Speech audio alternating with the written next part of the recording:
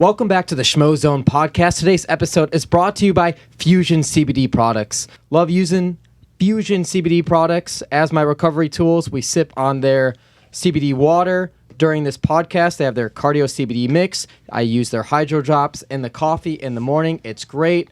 I love using their CBD Intense Relief Rub. It's great on any sore muscles. Check them out. Use the promo code SCHMO. Get 20% off FusionCBDProducts.com. You will not be disappointed. This episode is also brought to you by Sheath Underwear, the most comfortable underwear in the world. The anatomical isolation pouch for the male extremities are amazing. It's breathable, separating the shaft and the balls from your body. It keeps them comfortable. They're great. They have a great women's line too. You got to check them out. Check them out. Use the promo code SCHMO. Get 20% off at sheathunderwear.com. You won't be disappointed, and you won't use another pair of underwear again. Let's start this show. 1, 2, 3, 4.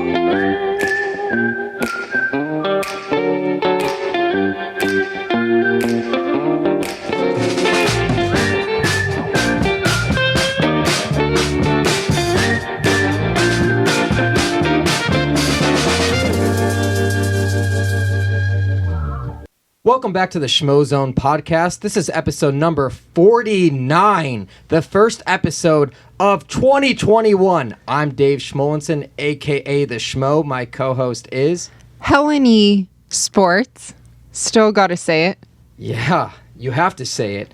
And in studio for our first guest of 2021 is a pioneer in the sport of MMA, the former Strikeforce and UFC champion of the world, the one and only Miesha Tate. How are you? Good. I like the intro. I was wondering. I thought you were going to leave out the females line. I was like, what? There's no underwear for women in this?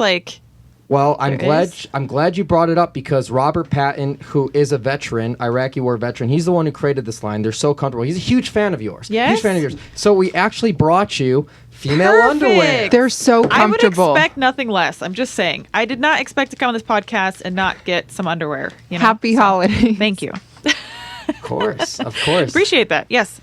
I'm glad you're here, and you're back in Las Vegas. Thanks for coming on our show. Yeah, you just moved back, right? Yeah, I just moved back. So we've kind of been in like a bit of a transition since September. Moved back to the States in September from Singapore, but kind of bouncing between Washington primarily and Vegas. But now officially back in Las Vegas to start 2021. Like here, the house is becoming a home. Yeah, we're pretty much all moved back in now.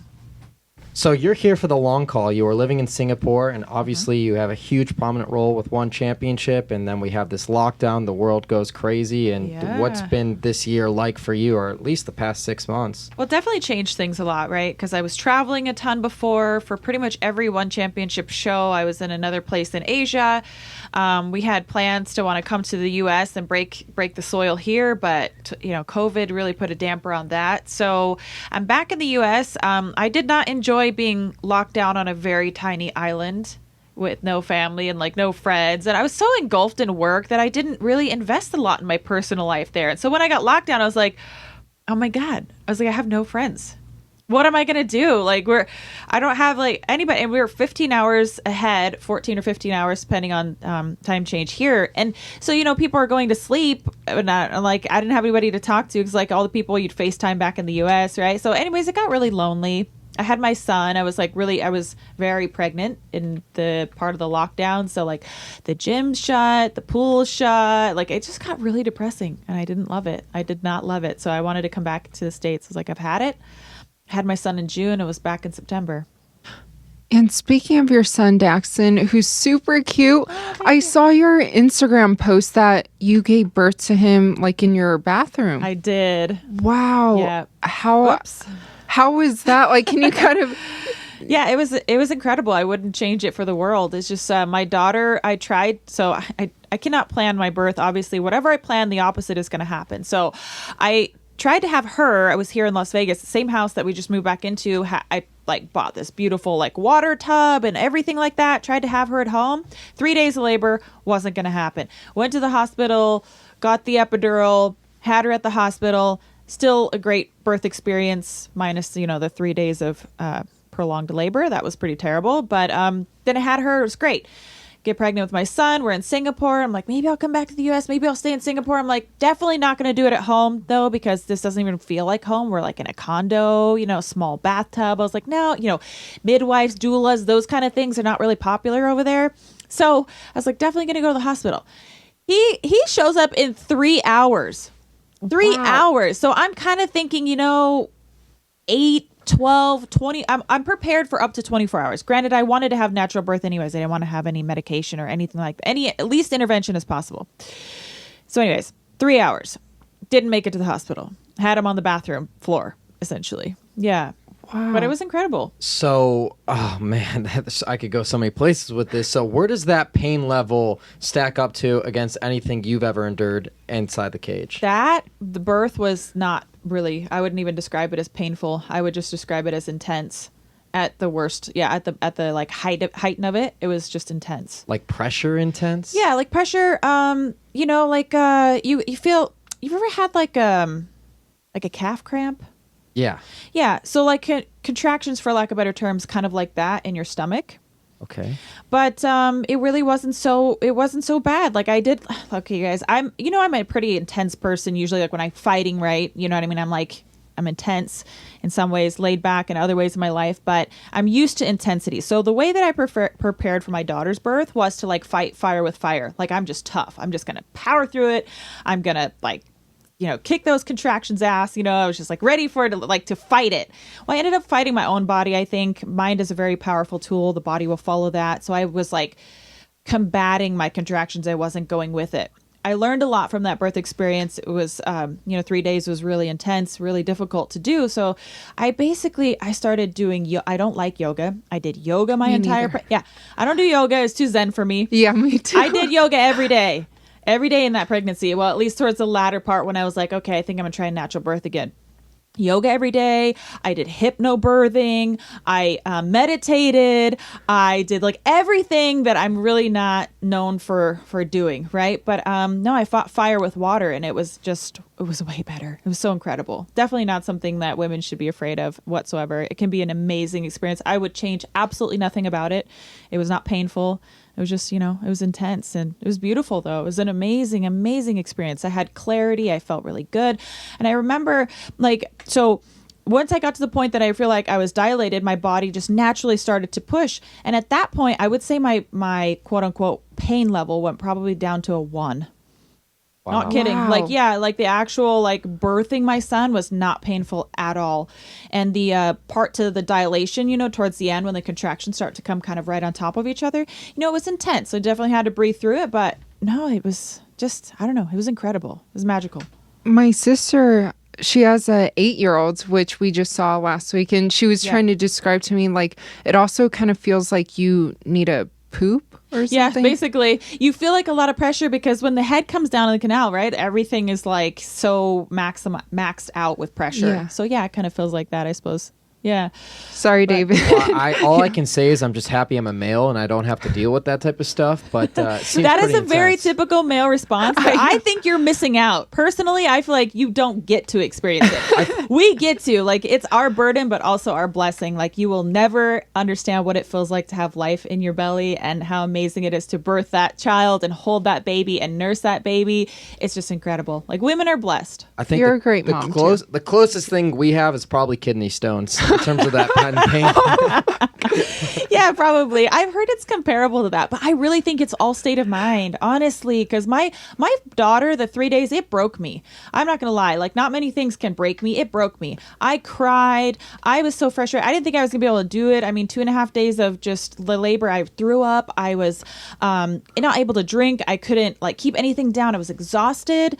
And it really broke me. And I just had such a different birth experience with my son. But the preparation, all about preparation. Same thing with fighting, same thing with birth. It's just a different goal, different objective, different way to approach it, but the mind is so strong. I'm taking notes. Yeah, well, what a way to start off this podcast. I know, right? Going I didn't expect into that. I'm very passionate about this. Yeah. I can tell. I think someday, when I'm really kind of take that step back from from the fight world, you know, and I really kind of like retire from doing this kind of stuff as well, and I just kind of want to like disappear.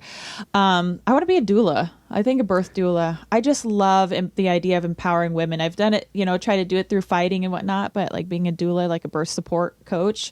So if you guys ever, you know, get to that point, I will give you a call. Yes, 100%. Yes. Well, I think she's training for the Olympics, so we would wait till after 2024. 2024 Okay, for swimming. But man, so you're teasing us though too, because you just said you're never closing the door on retirement. You said that multiple times before. We know you're back at the gym, not far from here at Extreme Couture. Yeah. You're getting back into this.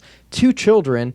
What does the training regimen look like? What does the life of Miesha Tate training MMA look like? So I'm training every day. I haven't sparred in a while, a long time actually. But I have been training grappling. I've been training wrestling. I've been training a lot of mitt work. I do shadow box. Strength and conditioning. I definitely want to get back into competition shape.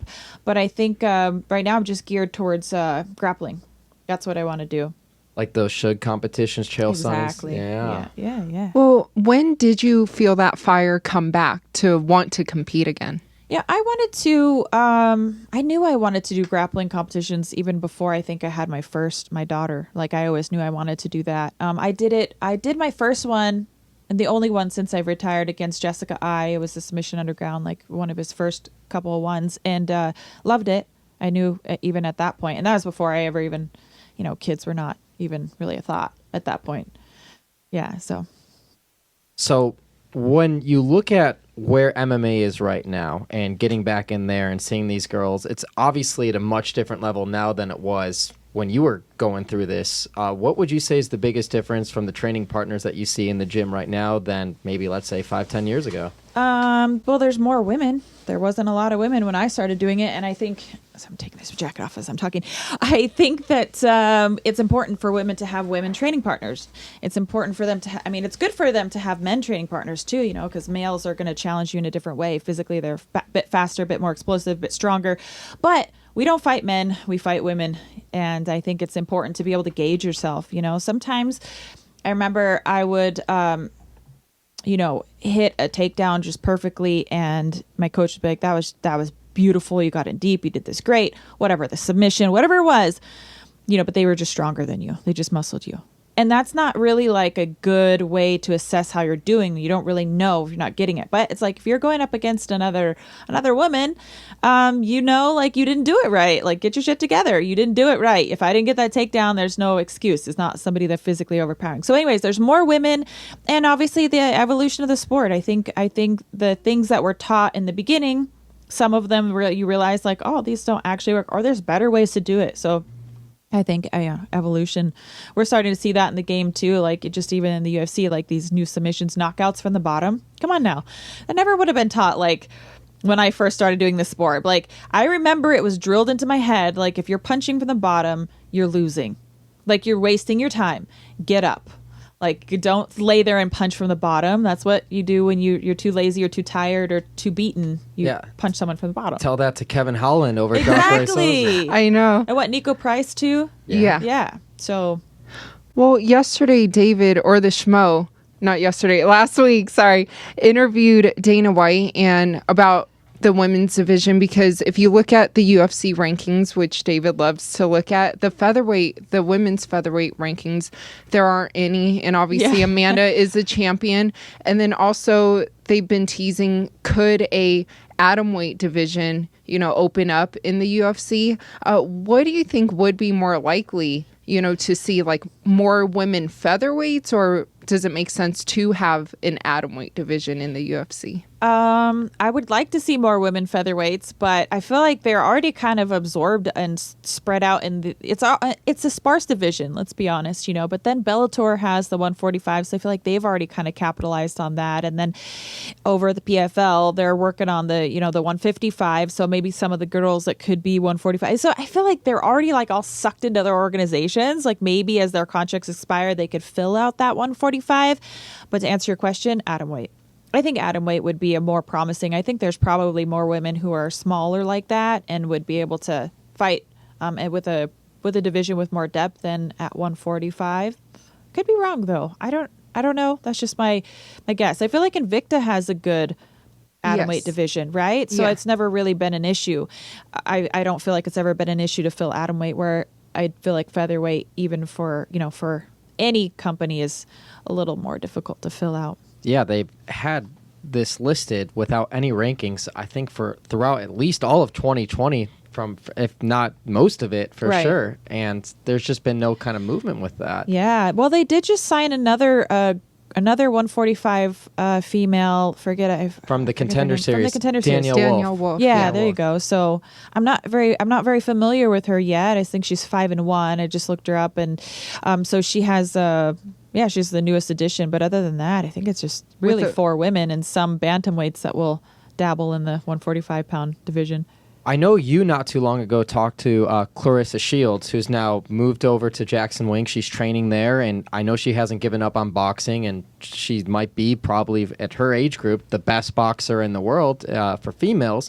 Where do you see her fitting in this whole MMA equation? How do you think she will do, and can you see and envision her wearing a gold strap? Where's her commitment level? Commitment level wise, absolutely. But really, we have the only way that we'll be able to figure that out is by putting her in there. Look, I think that what I can tell you, what I do see from the outside perspective, is that she has good fight instincts and she's willing to work hard.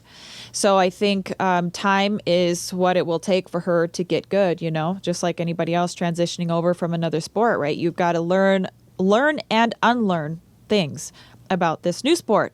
It is apples and oranges. Some of what she does in boxing will translate over well, and some of it she'll have to leave it. Don't bring that into the game because it's not going to work well. Some boxers tend to dip their head off really far, right? It's not really good if you have to worry about getting kicked in the head. And I think sometimes that's the most difficult thing. Is not even learning new things. It's like unlearning old things, right? Or the things that you've been doing that work well for boxing. And she does want to continue to play in both, which I get it, but I think she should just focus on the one sport, because I think when you start to divide your attention, it's going to be impossible to really evolve as fast in both. But then again, maybe I know in boxing, maybe she could just have opponents that are suitable. Or maybe she's already run through all the best of them, or maybe she's just that much better that she could still just kind of not pay as much attention to boxing, and she'll still kick ass. But I think for her to really be great in MMA, there will come a point when she'll need to solely focus on that and learning the game of MMA. We just spoke about Danielle Wolf, which I wanted to mention. She also has that boxing background. And then, of course, with Holly Holm as well, boxing transitioning into MMA. Do you think that it'll be more common in the future, and even for women, women boxers, to maybe transition into MMA? Yes, I certainly do. There's also Amanda Serrano, Yes, who, she's fought a couple times in MMA. I think she decided to go back in boxing, but she's another one I think she could have been very successful if she decided to kind of stick with that. Good fight instincts, willing to work hard. Seems like these women in boxing, they really, they work really, really hard. Then they have a chip on their shoulder, like they still got something to prove. And I think that translates well, if they want to, be successful in MMA. But, the downside of it, on the flip side, is that it's such a small part of our sport. Just boxing is such a small part, and just boxing the way just boxers do boxing is even a smaller part of our sport. When I do boxing, I do it for MMA. I don't do it for boxing. Because like I said, I have to remember about getting kicked in the head. I have to remember small gloves. We can't cover like this. Not very well. I think maybe some fighters do that a little bit, but those tiny gloves, they slip right through. You know what I mean? So it's just different. It's just a different sport. So there will be things that she probably is used to doing that just will not work for MMA. And that might actually be her biggest challenge, is to unlearn those things that are so ingrained in her through boxing, to stop doing those. It's been a couple years, I think 2 years. There was that big trade between one championship in the UFC when Ben Askren and DJ Demetrious Johnson were switched. They switched each other. A lot has been made with the conversation of Ben Askren in the UFC. Obviously, he spoke a lot. He's a very popular fighter. You had the Jorge Masvidal, the popular knockout with the knee to the head. But what's the other side of the equation? You know, you don't hear as much from DJ's perspective coming to one championship, and with your involvement, I'd love to hear kind of your perspective from the DJ side of that trade, because we all hear a lot from the Ben Askren side. Yeah, well, you guys should have DJ on your show. That would be awesome, right? We will have him on. Yeah, we'll there set you that go. up. I don't want to speak for DJ. I think he's happy. He seems like he's doing well. I know that the championship is on the horizon. That's the next fight for him. So, you know, he might be a champion in another division, another organization. But he seems, when I have talked to him before, he loves fighting in Asia. He likes the pride that they take in the sport and just kind of a different approach, right? They're very humble, but also very energetic. And he does love coming over and being a part of that.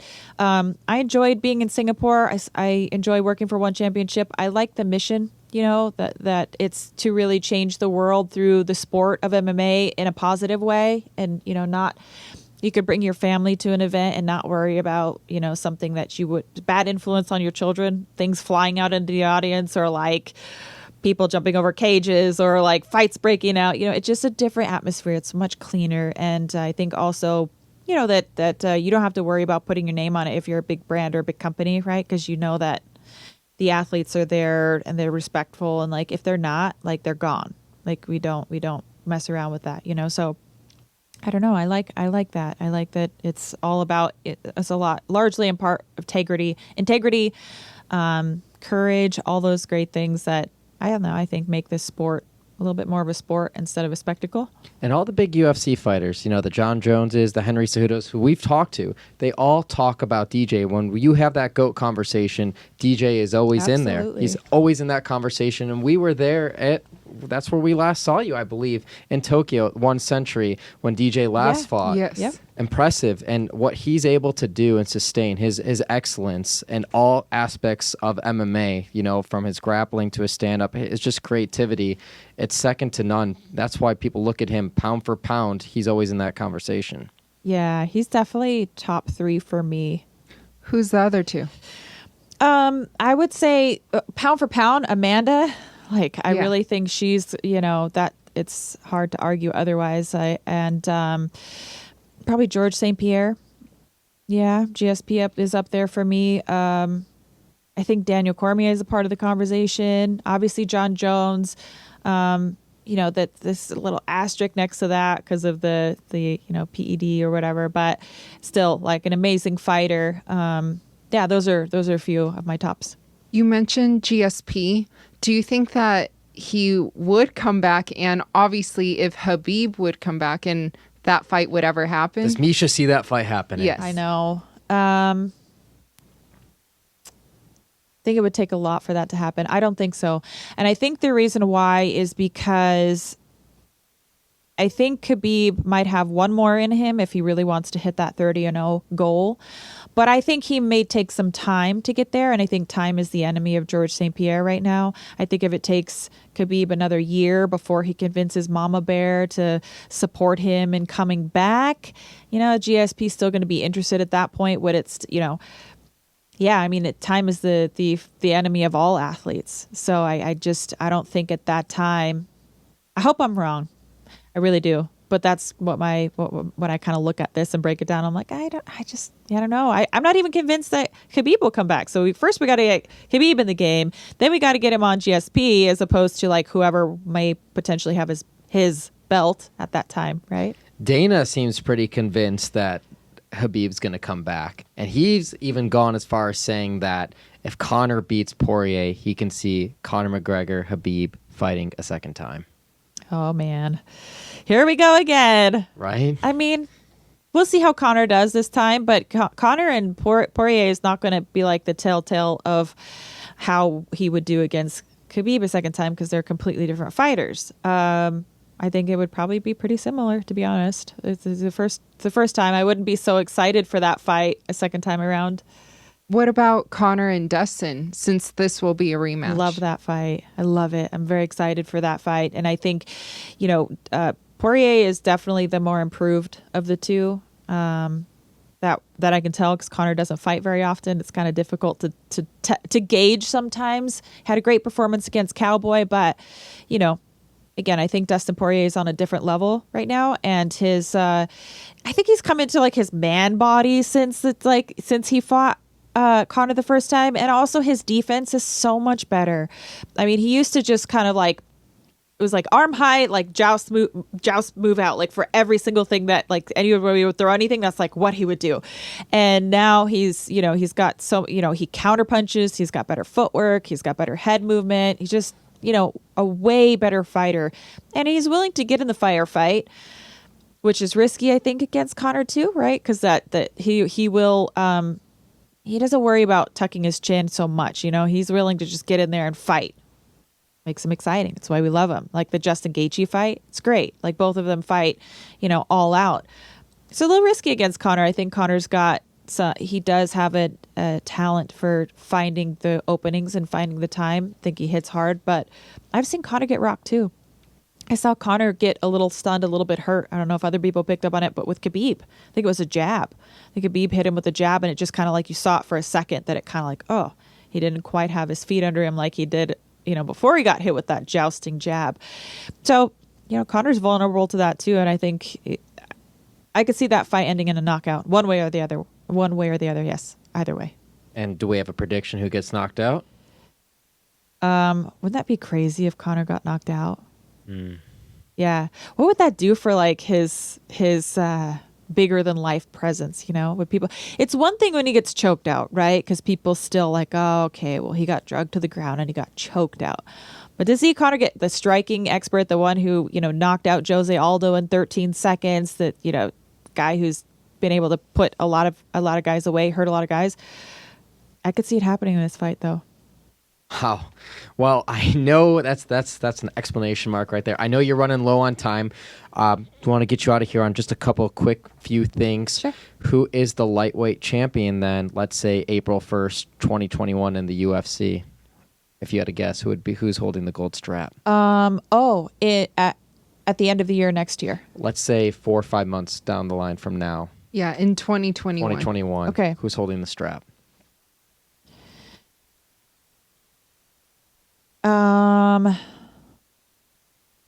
Still Khabib, because I don't think they'll strip him. I don't think they'll strip him in 3 or 4 months, even if he hasn't made a decision to come back. But if he was vacating, let's just play that a little deeper, right? If he was to vacate and they were going to have an open belt, I think Dustin wins this fight. And then I think it will be Oliveira versus the winner of those, if Khabib's still not in the picture. Ooh, and no, I think Charles Oliveira, he's got, I could see him being the champ. Yeah. I think his next fight is probably going to be against Justin Gaethje. Yeah, that would be a good fight, right? Yeah. So we'll have to see winner of that one, but I'm pretty high on Charles Oliveira. I've always been a fan of, but man, what he did to Tony, and I think part of that, Tony didn't really show up, so I don't want to over credit Charles Oliveira, but regardless, it's still not easy to pull off all the things that he did in that fight, and it just still showed the tools he has in the tool bag. I don't think it was like a full Tony at all, like 50%, 60% of Tony, but I still got to see a lot of tricks of the trade. I'm like, man, he's a very skilled fighter. If he can pull that off against Tony, I think he could definitely do that against some of the other guys in the division as well. Yes, definitely. So this is the episode where I'm releasing the Schmo Awards, and I have 6 Schmo Awards, and I just wanted to show this to you before you left, because this first award I'm showing is the Schmo Team of the Year, and I'm going to be giving this over to your team. It's going to be for Eric Nixick and Extreme Couture. That's beautiful. Can I hold it? it? Of course you can. All right. That is beautiful. He doesn't know? He doesn't know. I'm going to bring it over to the gym. You're the first to see it. And, I mean, there's a lot of great gyms that could deserve this award. The Sanford MMAs, the City Kickboxing. American Top Team, Elevation. But this is a little different because we firsthand saw what your gym has been doing, bringing in fighters from all over, like, all the organizations that shut down early in the year, the PFL, Bellator, every single organization has had some sort of hiatus, but everybody started funneling in here to Las Vegas, not just UFC fighters, and because between Vegas and obviously Abu Dhabi for UFC fighters, this became like a hub. I've seen them welcome so many different fighters from so many different gyms, different sparring partners, and just welcome like family and still keep the lights on, keep open. And for that reason, that's the team of the year. I love that. That's definitely, we're very open gym policy, open door policy. And remember when I was here, my goal was to really create like a strong foundation for a women's team. And then I left and it felt like it kind of, I don't know, dissipated. I don't want to credit all myself for it, but like Emily Whitmire was there. She went somewhere else. Gina Manzani, she recently left with her fiance. Then we had like Cheyenne. She went over to, she just got on the Contender Series, right? So she just got signed, but she was over in Africa. She might like met her fiance and her husband there. They moved back. Yeah, they moved back here. So then she's going to have her debut. But these were all women who were like really a part of the foundation. I'd like to build it again. I know Sarah Mraz is there training, and Taylor Guardardo, I think if I'm saying her last name right. She's the one that like fought Ronda as an amateur that Ronda was like always really complimentary of. And there's a couple other women that funnel through there, but not focusing just on the women. But what you're saying, absolutely true. I remember when I had that conversation with Eric, I was like, hey, I really want to get more women in here. And he's like, do it. He's like, get it, build it, And so I know he's always on the same page with that very open door.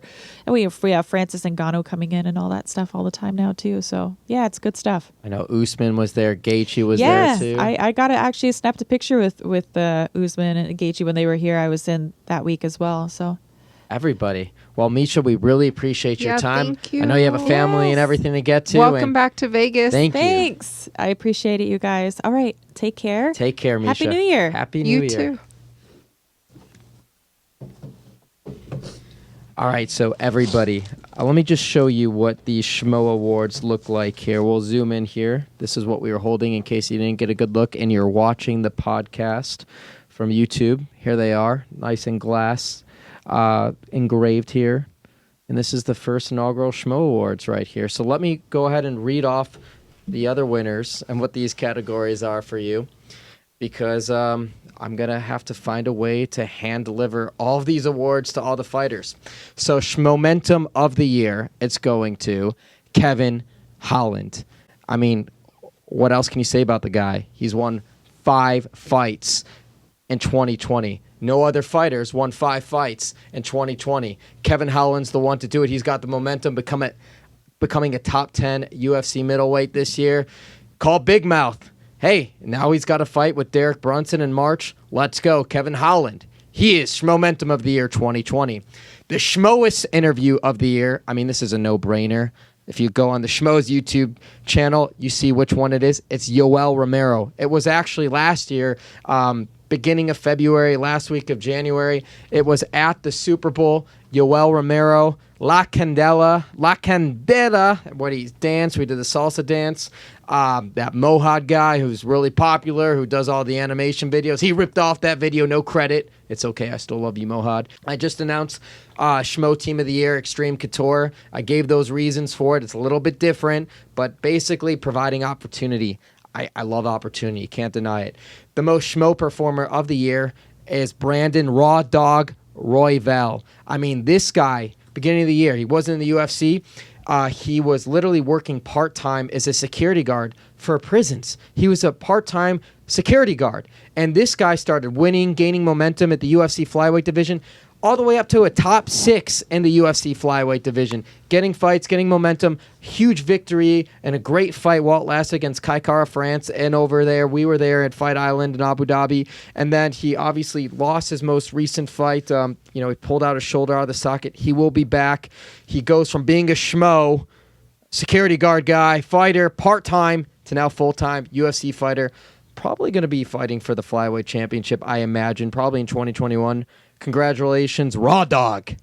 The Schmo's Fight of the Year, Weili Zhang or Zhang Weili. Helen knows it. You got it, the traditional Chinese against Joanna Jędrzejczyk. If that's not your fight of the year, I don't know what is. I mean, that's arguably the fight of the century, one of the best fights in UFC history. That is the fight of the year, and it's a fight I would like to see run back. I mean, we're going to be running back Brandon Moreno and the champ Davidson Figueiredo. I mean, that to me is the second best fight of the year. We're running that one back. If Rose doesn't take that fight, I think you run back Zhang Weili and Joanna Jacek. I would love to see that. But that's the Schmo fight of the year. And then the breakthrough Schmo of the year, is Khamzat Chimaev. I mean, look at the guy. Look at the guy. And even when he speaks, when we had that interview over there in Abu Dhabi, he wants to smash everybody. I know he's out of this fight with Leon Edwards. They will rebook the fight. They will make it happen. 3rd time's the charm. Hopefully there's no jinx like the Tony Ferguson Khabib 6 times. I might have just said something. The Schmo broke news last week with Dana White as well, because no Khamzat versus Leon, but what did Dana tell the Schmo? Yes, it's Neil Magny, Michael Chiesa. That goes from co-main to the main event of the January 20th fight. And that is the 2020 Schmo Awards. I love it. They look beautiful. Hey, they're well done. Am I allowed to hold it? Yeah, hold the presentation. Miesha was the first to hold it. She was the first to hold it. Yeah, that's the presentation for it. Look. Wrong camera, of course. Wow, it's so beautiful. Well, there it is. Great job with this. Now I have to hand deliver these to every single fighter. Literally hand deliver. He's going to walk there. Or travel there. We'll make it happen one way or another. We have to. But yeah, that's the 2020 Schmo Awards. I love it. Great job with it. And I can't wait for this to become an annual tradition. Has to be. So Miesha was great. I know. She's so awesome. So nice. And I even told her after, behind the scenes, I said, good to know in the future when I'm about to give birth, you're on speed dial. Yeah, but I wonder how many of the females listening she influenced to be doing these natural births, no pain medication or anything like that. Even for me, it got me thinking, and not to scare you, because I know you're rolling your eyes, but I can't believe already 2021 and going back to Fight Island, our 4th time back. Yeah. And super grateful. And for those that don't know, we get COVID tested here, quarantined here for 48 hours before we get on the plane to go over there in Abu Dhabi. They make sure that we're all safe. They're in their hazmat suits. They spray us all down. We go to the hotel there. We quarantine for another 48 hours, take 2 tests there within 48 hours, and then we are officially in the bubble. This time we're there for 15 days, or it's 15 nights, one of the two. Yeah. The 8th, January 8th through the 24th. Yes. We had 3 fights in a week. That Saturday, Wednesday, Saturday. Yes. Wow. It's incredible. I can't wait. Gonna be nonstop, and I'm so ready for it. I'm so excited. Main event to kick things off will be Max Calvin Holloway Kattar. and Calvin Kattar.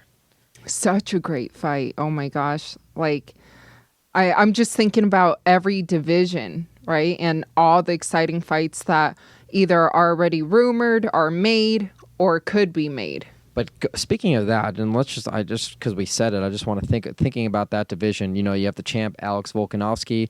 You have Max Holloway, who a lot of people still would want to see a 3rd fight between Max Holloway and Volkanovski, because they question, the results of maybe not the first fight, but the second fight, the winner of that. You can argue that the winner of this Max Holloway and Calvin Kattar fight could be fighting for the title, but then that had me thinking Zabit.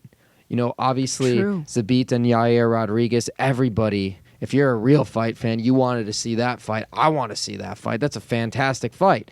But for a lot of reasons that we can't control, that fight's not happening. So I think that it'll be interesting to see, because Yair's suspended, what happens with Zabit. Who does he fight next?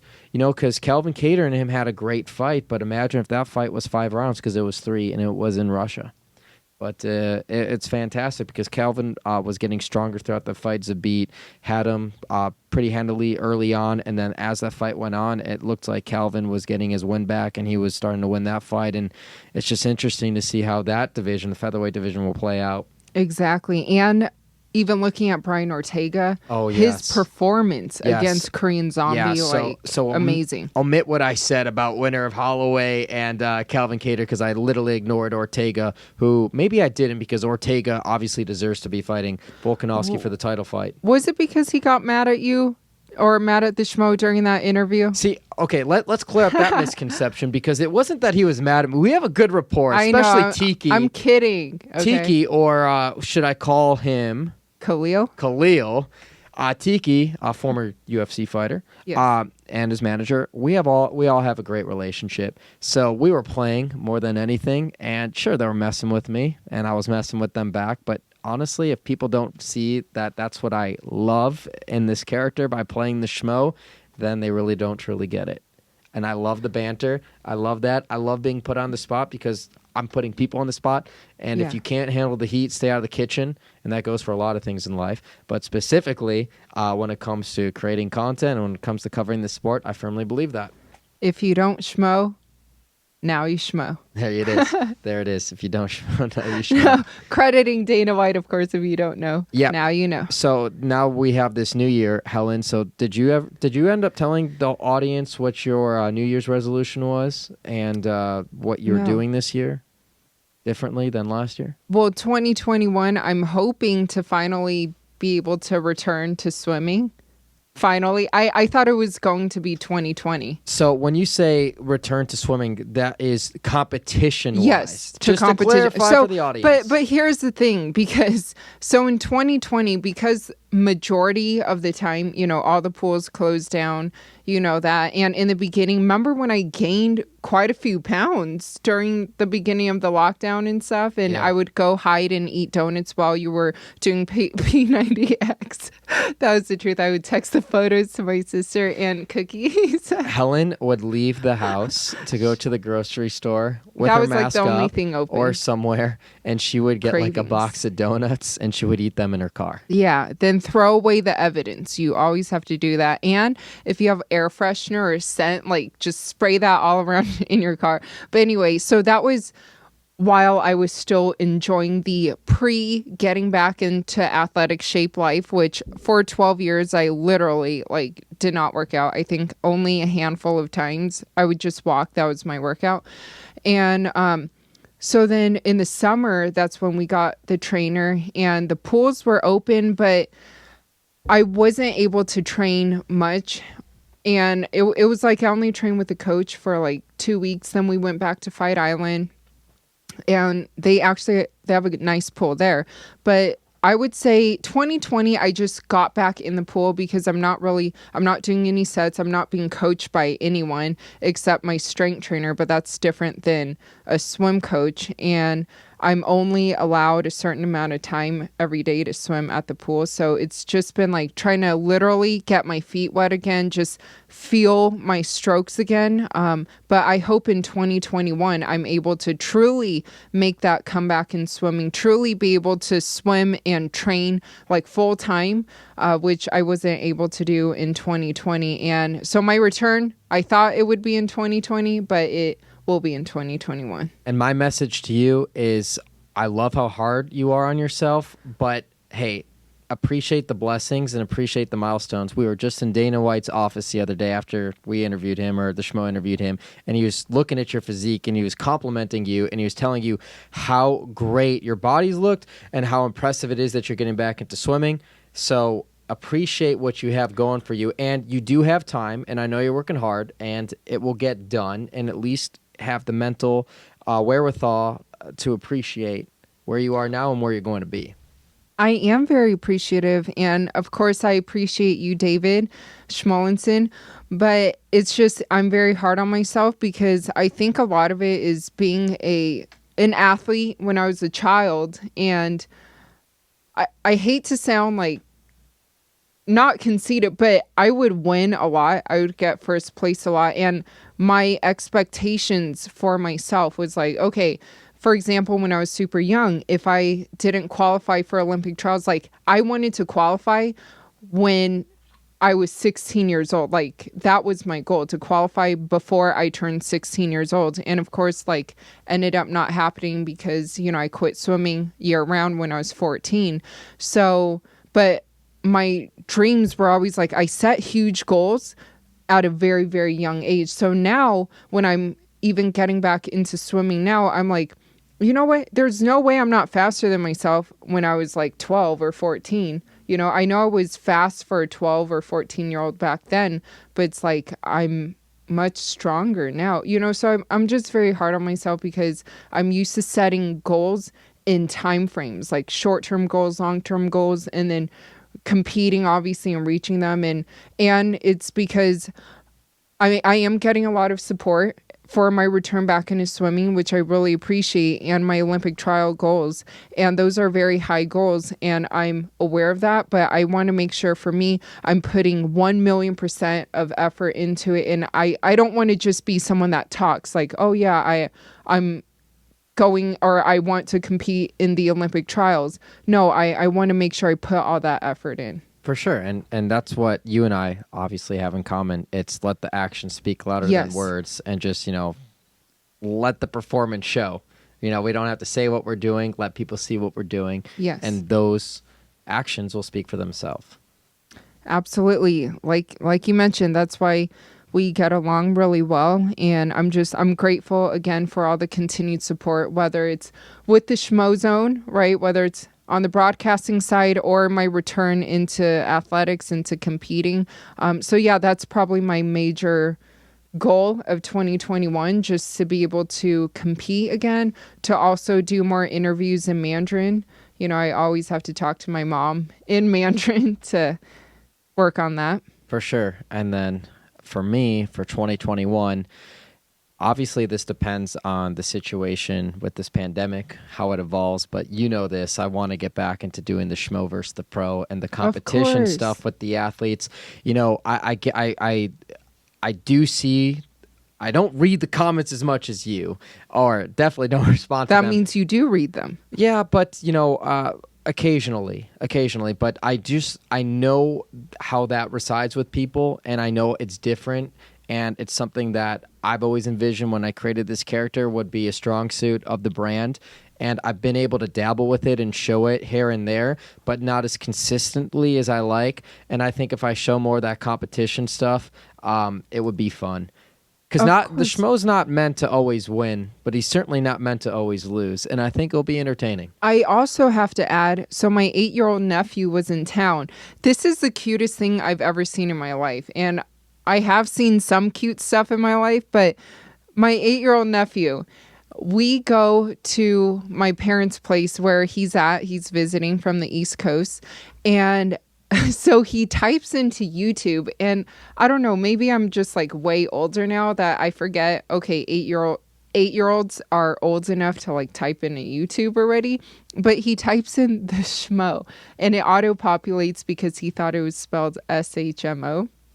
But like the show, comes up on YouTube search, and he watches the Schmo versus the pro because he is a big fan of yours on YouTube. It was a Kubrat Pulev episode. If you haven't seen it, check it out.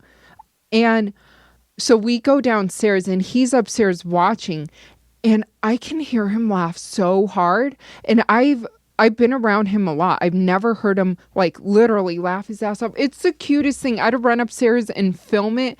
And so my point is the Schmo versus the pro, like that, not only did it melt my heart, but it showed me like also why you created the Schmo, hashtag for the kids, right? Yep. That was reinvigorating to watch. I think he took a quick little snippet video of it, and then I watched it just to see his reaction, and that just reminded me of the roots of why this was all created and why I started doing that, and I definitely want to get back into that. And I've said this to you before too. It's like, look, and with that Kubrat Pulev video, who he was just recently knocked out by Joshua, but hey, he was fighting for all the belts, right? I mean, he was the number one guy. He was the title eliminator. He was the guy fighting for the title. He's one of the top heavyweights in the world. I took some body shots from him.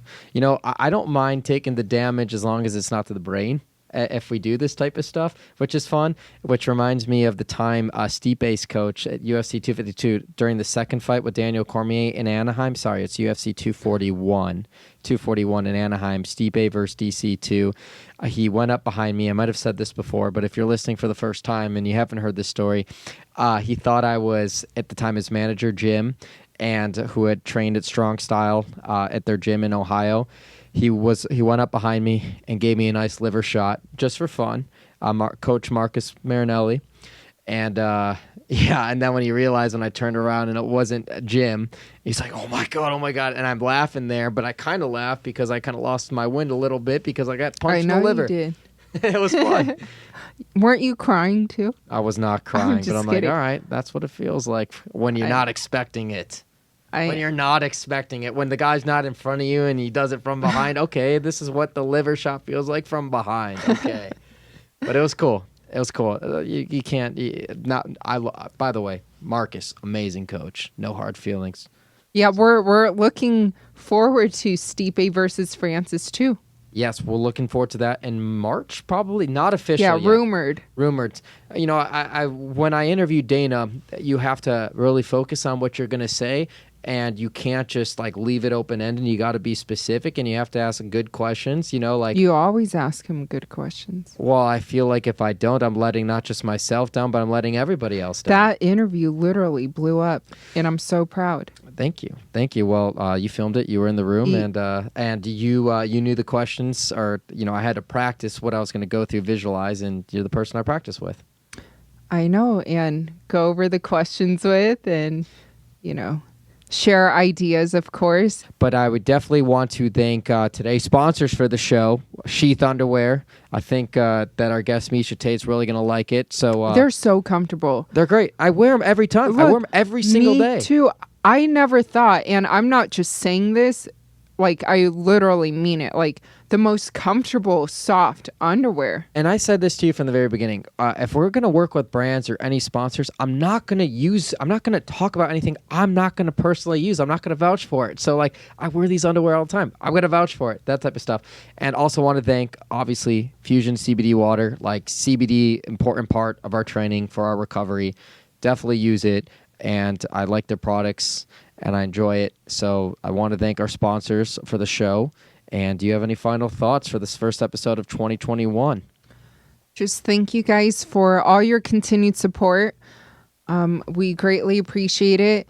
And stay tuned because a lot of big things, and I think I prefaced this at the end of our last episode, just a lot of big things coming in 2021. You know, David and I, we never stop. Our minds never sleep. We're always turning, always thinking, how can we improve? How can we do more? How can we do better? So make sure you stay tuned. Yes, a lot of big things to come. If you're not improving, are you living? And that's kind of a mantra, one of the mantras that we live by, and expect big things in 2021. Yes. How can we outdo last year? And we will. We always find a way.